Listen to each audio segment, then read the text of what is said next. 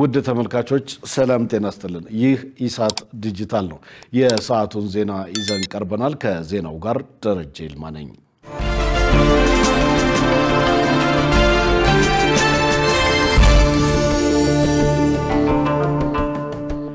ኢትዮጵያ ከ50 ሺህ በላይ ተሳታፊዎች የሚታደሙበትን ጉባኤ እንድታስተናግድ ተመረጠች ኢትዮጵያ ከሁለት ዓመት በኋላ የሚካሄደውን የዓለማችንና ዋነኛውን የተባበሩት መንግስታት ድርጅት የአየር ጠባይ ለውጥ ጉባኤ እንድታስተናግድ ብራዚል ውስጥ እየተካሄደ ባለው የዘንድሮ ስብሰባ ተመርጣለች ኮፕ በመባል የሚታወቀውንና በየዓመቱ የሚካሄደውን የአየር ጠባይ ለውጥ ጉባኤ በአውሮፓውያኑ 2027 የሚደረገውን ኮፕ 32 ኢትዮጵያ እንድታስተናግድ የተመረጠችው ተፎካካሪ ሆና የቀረበችውን ናይጄሪያን በመብለጥ ነው ኮፕ በተባበሩት መንግስታት ድርጅት የአየር ጠባይ ለውጥ ስምምነት ማዕቀፍ ስር የሚካሄድ የዓለማችን ዋነኛው የአካባቢ ጥበቃ ጉባኤ ነው በጉባኤው ከአሜሪካ በስተቀር ከመላው ዓለም ሀገራት የሚወከሉ በ10 ሺዎች የሚቆጠሩ ተሳታፊዎች የሚታደሙ ሲሆን ወሳኝ ድርድርና ስምምነት የሚደረስበትም ነው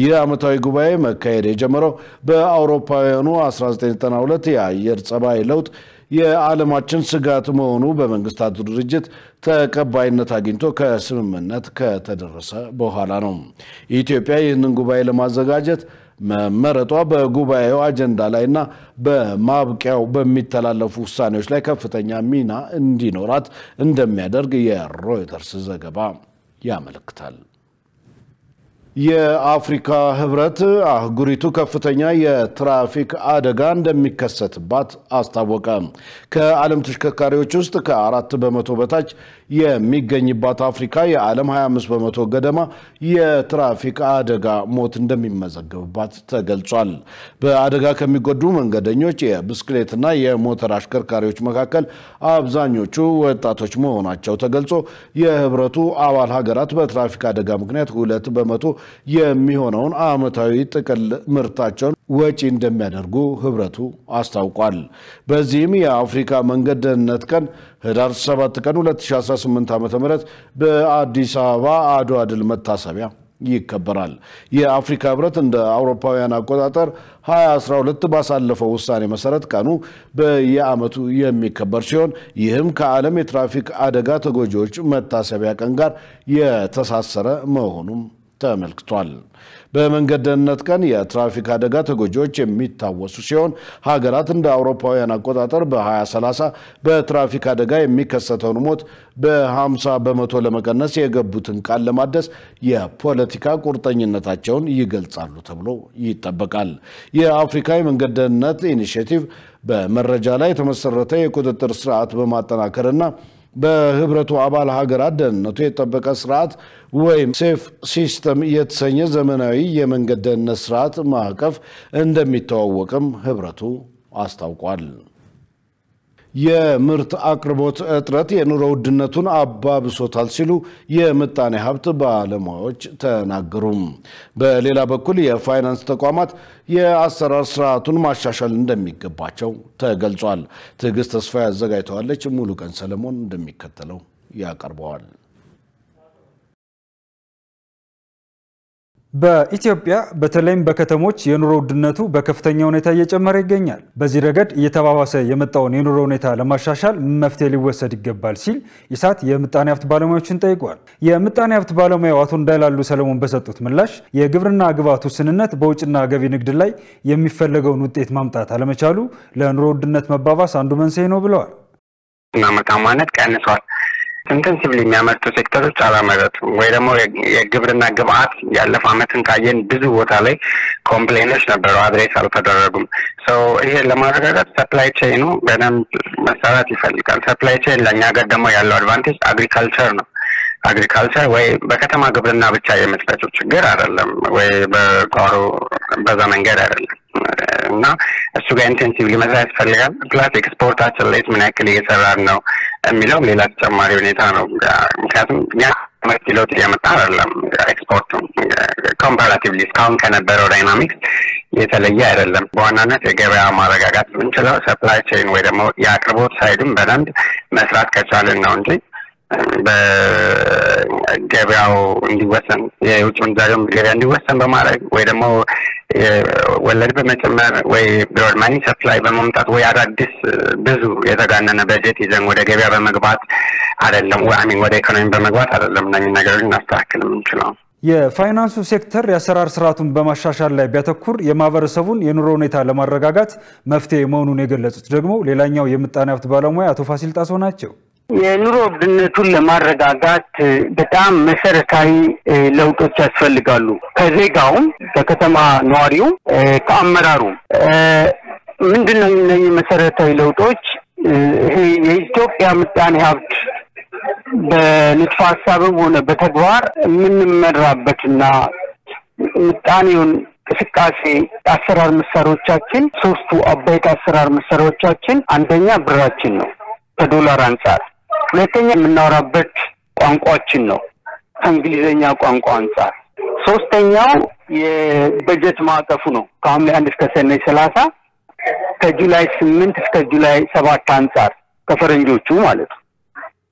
ስለዚህ ይሄ ሶስቱን አሰራር መሳሪያዎች እያንዳንዳችን በተናጠል ሁላችንም በጋራ እኩል ስለሚጠቅሙ የከተማ ነዋሪዎች ሆነ የገጠር ነዋሪዎች እነኚህ መሳሪያዎች ነጥለው በባለቤትነት እውነትን ማምጣት አለባቸው። እያንዳንዱ አመራሮችን ፖሊሲውን ሲቀርጹና ሲያስፈጽሙ በእነኚህ መሳሪያዎች መደረግ አለበት። በኢትዮጵያ የሚታየውን የኑሮ ውድነት ለማረጋጋት የማክሮ ኢኮኖሚ ማሻሻያ ፖሊሲ ተቀርጾ ተግባራዊ ከሆነ ከአንድ ዓመት በላይ መሆኑ አይዘነጋም። ውድ ተመልካቾች ከኢሳት ዲጂታል ወደ እናንተ የሚደርሰው የሰዓቱ ዜና አሁንም እንደቀጠለ ነው። ወደ ውጭ ዘገባ አልፋለሁ። አሜሪካ በጋዛ ድንበር አቅራቢያ በ$500 ሚሊዮን ወታደራዊ የጦር ሰፈር ለማቋቋም ማቀዷ ተገለጸ። የዚህ ጦር ሰፈር መቋቋም አሜሪካ በጋዛ ሰላም ለማስጠበቅ ያላትን ቁርጠኝነት ያሳያል ተብሏል። ሸሪፍ ኢማም አሜሪካ $5 ሚሊዮን ወታደራዊ ሰፈር በጋዛ ድንበር ላይ ለመገንባት ማቀዷ ተገለጸ። ምክንያቱ ደግሞ በእስራኤልና በሐማስ መካከል የተደረሰውን የተኩስ አቁም ስምምነት ለመቆጣጠር የሚል ነው። ዕለታዊው ዩዶዝ አህሮኖዝ የተሰኘ የእስራኤል ጋዜጣ ማንነቱ ያልተገለጸ የእስራኤል ባለስልጣንን ጠቅሶ እንደዘገበው ዋሽንግተን ትልቅ የጦር ሰፈር በጋዛ ድንበር ላይ ለመገንባት ማቀዷን ተናግረዋል። ይህም አሜሪካ በእስራኤል የምታደርገውን እንቅስቃሴ ከፍ ያደርገዋል ብለዋል። የሚቋቋመው የጦር ሰፈር በጋዛ ይሰማራል ለተባለው ዓለም አቀፍ የሰላም አረጋጊ ኃይል ማረፊያ ይሆናል። የሰላም አረጋጊ ኃይሉ በጋዛ የተኩስ አቁም የሰላም ስምምነት መሰረት በጋዛ ሰርጥ የሰላም መከበርን የሚቆጣጠር ይሆናል። አክለውም በሺዎች የሚቆጠሩ የአሜሪካ ወታደሮች በዚህ የጦር ሰፈር የሚሰፍሩ ይሆናልም ተብሏል። እንደ ጋዜጣው ማብራሪያ ፕሮጀክቱ የመጀመሪያ አሜሪካ ትልቁ ወታደራዊ ካምፕ በእስራኤል እንደሚሆንም ገልጿል። በዚህም አሜሪካ በጋዛ ከጦርነቱ በኋላ ሰላም እንዲሰፍን ያላትን ቁርጠኝነት ያሳያል ተብሏል። ለ2 ዓመታት በዘለቀ የጋዛ ጦርነት ወቅት አሜሪካ ታድ የተሰኘ የሚሳኤል መከላከያ ገንብታ ነበር። የሚሳኤል መከላከያው እስራኤል ከኢራን ጋር በነበራት የ12 ቀናት ጦርነት ከኢራን የሚተኮሱ ሚሳኤሎችና ድሮኖችን ለመከላከል የሚል ነው። የአሜሪካ በእስራኤል ምድር የጦር ሰፈር መገንባት አሜሪካ የእስራኤል ፍልስጤም ግጭትን በጋዛ ለማስቆም ያላትን ቁርጠኝነት አመላካች ነው ተብሏል። በርካታ የአሜሪካ ባለስልጣናት ምክትል ፕሬዝዳንት ጄዲ ቫንስን ጨምሮ ቀደም ሲል አንድም የአሜሪካ ወታደር በጋዛ አይሰፍርም ሲሉ ነበር። አሁን ላይ ግን 200 የሚደርሱ ወታደራዊ ሰራተኞች በአሜሪካ በሚደገፈው ሲቪል ወታደር ማስተባበሪያ ማዕከል በደቡብ እስራኤል በኪራያት ጋት ይገኛሉ።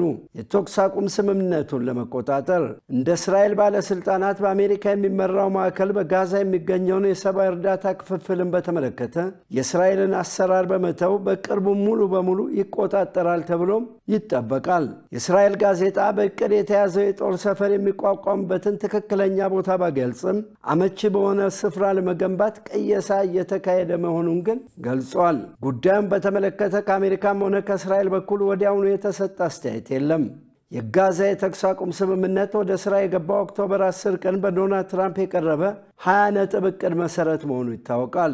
የእቅዱ የመጀመሪያ ምዕራፍ እስራኤላዊ ታጋቾችን መልቀቅ፣ በምላሹም ፍልስጤማውያን እስረኞችን መፍታት፣ ጋዛን መልሶ መገንባትና አዲስ የጋዛ አስተዳደር ስርዓት ሐማስን ያላካተተ ማቋቋም የሚል ነው። ዜናውን ስናዘጋጅ ሚድል ኢስት ሞኒተር እና አሶሺየትድ ፕሬስን በመረጃ ምንጭነት ተጠቅመናል። ውድ ተመልካቾች ከኢሳት ዲጂታል የሰዓቱ ዜና እስካሁን ነበር። ከዜናው ጋር ደረጀ ይልማ አብሬያችሁ ቆይቻለሁ። ከቀሪ የኢሳት ዝግጅቶች ጋር ሰናይ ጊዜ